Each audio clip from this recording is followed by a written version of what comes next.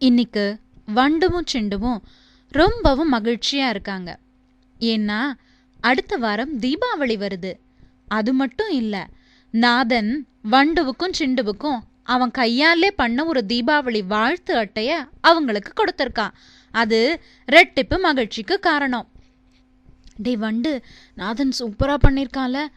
ஆமா சிண்டு, ரொம்ப நல்லா பண்ணிருக்கான்.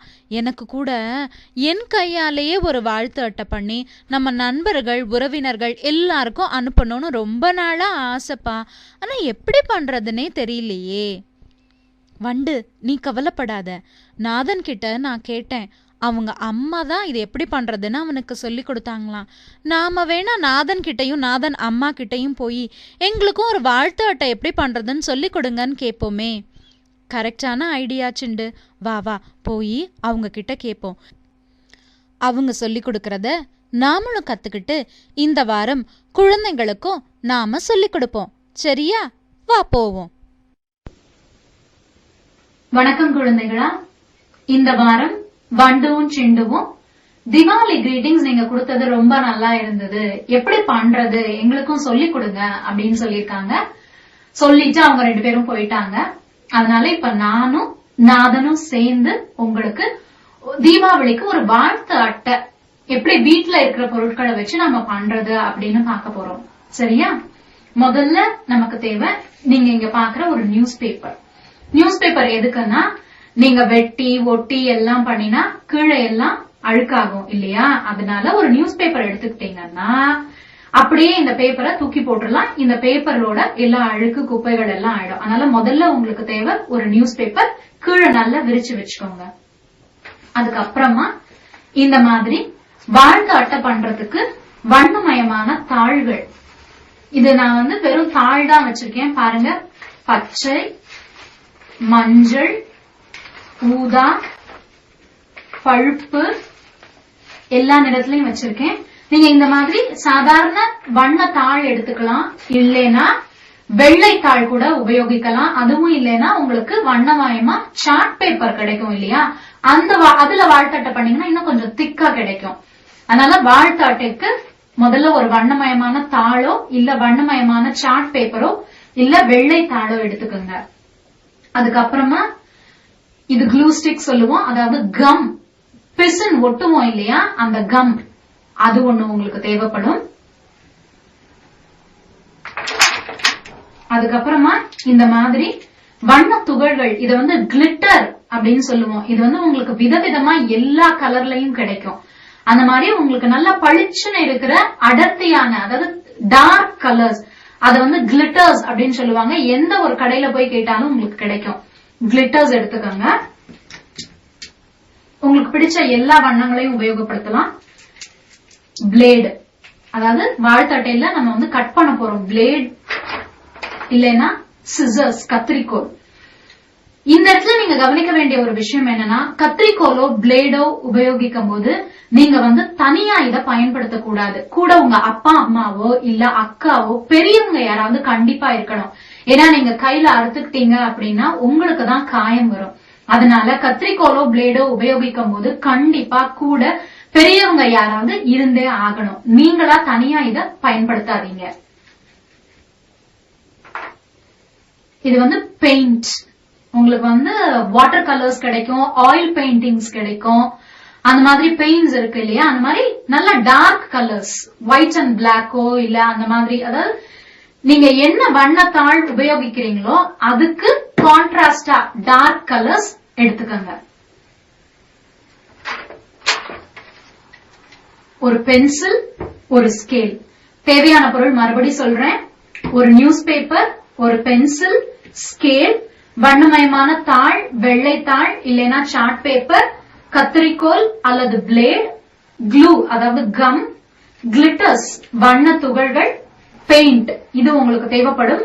அப்புறமா ஒரு தட்டோ இல்ல ஒரு பேப்பரோ, அதாவது மிச்சம் இருக்க வண்ண துகள்களை கொட்டுறதுக்கு இதை நீங்க எடுத்துக்கங்க. இது தேவையான பொருட்கள். இப்போ தேவையான பொருட்கள் பார்த்தோம். முதல்ல என்ன பண்ண போறோம், ஒரு வண்ணத்தாள் எடுத்துக்கங்க. உங்களுக்கு பிடிச்ச எந்த வண்ணமோ அந்த வண்ணத்தாள் எடுத்துக்கங்க, இல்லைன்னா வெள்ளைத்தாளும் எடுத்துக்கங்க. பேப்பர் சரிசமமா இப்படி மடிச்சுக்கங்க.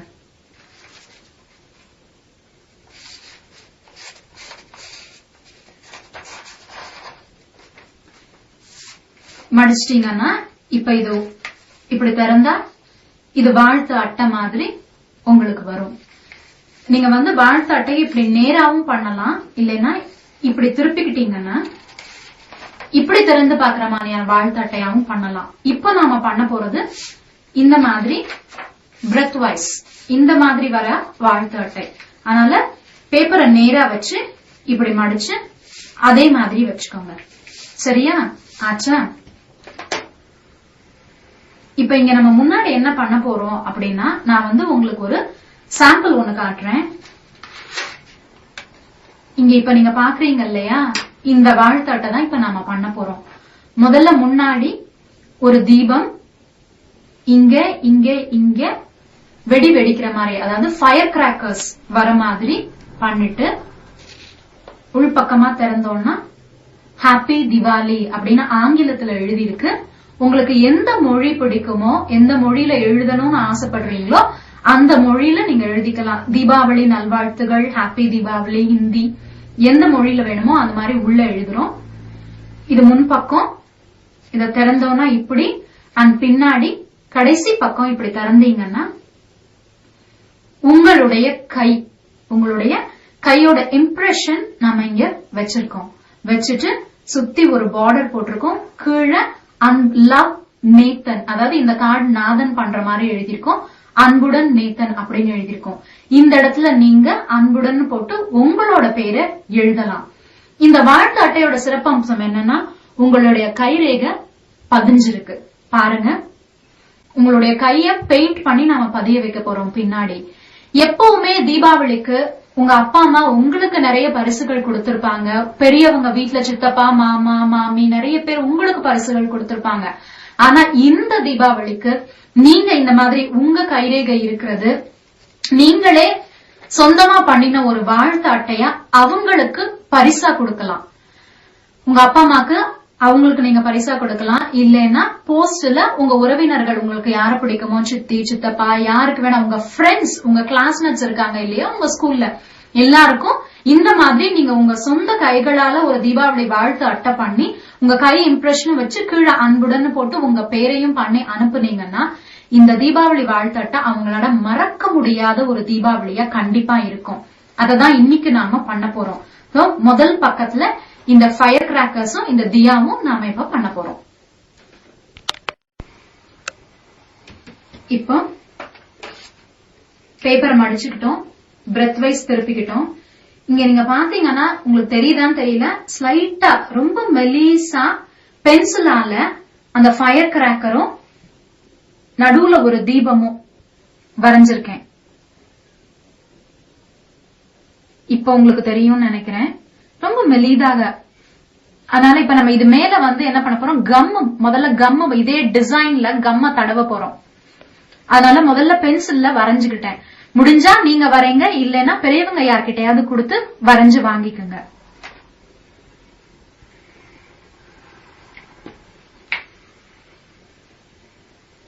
இப்ப கம் எடுத்துட்டு இருக்கேன் நானு. இங்க வரைஞ்சிருக்கேன் இல்லையா ஃபயர் கிராக்கர் அண்ட் தீபம், அது மேல இந்த கம்ம நான் அப்படியே ட்ரேஸ் பண்ண போறேன். உங்களுக்கு இந்த க்ளூ ஸ்டிக் தான் வேணும்ன்றது அவசியம் இல்ல. கம் சில நேரங்கள்